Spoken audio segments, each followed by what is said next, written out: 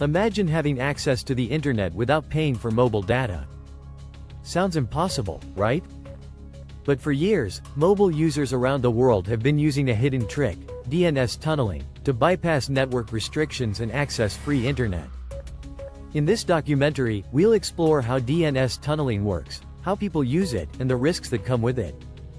The domain name system, or DNS, is like the internet's phone book. It translates website names like google.com into numerical IP addresses that computers understand.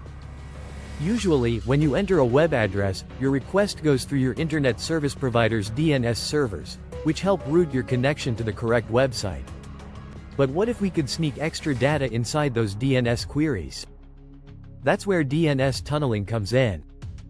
DNS tunneling exploits a loophole in some mobile networks. Even when users have no data, ISPs often allow them to send DNS requests so they can reach websites like Google or Wikipedia. Hackers discovered that by encoding internet traffic inside these DNS queries, they could bypass restrictions and access the web for free. Here's how it works. 1. A user sets up a DNS tunneling app like Slow DNS, Your Freedom, or HTTP Injector. 2. The app reroutes traffic through a remote server that disguises it as DNS requests. 3. The ISP sees these as normal DNS queries and lets them pass. 4. The remote server extracts the hidden data and allows full internet access. This technique has been widely used in regions where mobile data is expensive or restricted. From Kenya to Indonesia, users have relied on DNS tunneling to stay connected. Forums and YouTube channels are filled with tutorials teaching people how to exploit these loopholes. But is it legal? And what are the risks?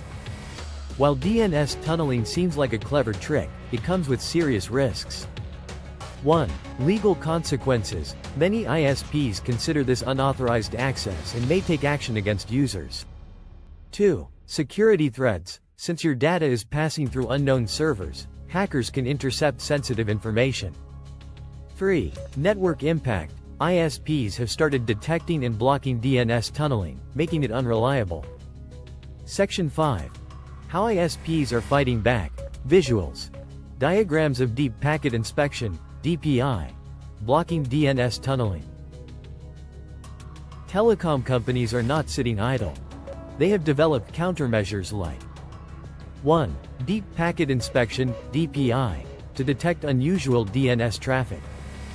2. Blocking known tunneling servers. 3. Rate limiting DNS requests to prevent large amounts of data from passing through. Despite these efforts, new methods keep emerging, making it a constant game of cat and mouse. At the heart of this issue lies a bigger question: should internet access be a basic right? In many parts of the world, expensive data plans and internet restrictions create digital divides. DNS tunneling exposes flaws in how telecom providers operate, but it also highlights the need for more affordable and accessible internet solutions. What do you think? Is using DNS tunneling ethical, or is it just another form of digital theft? Let us know in the comments.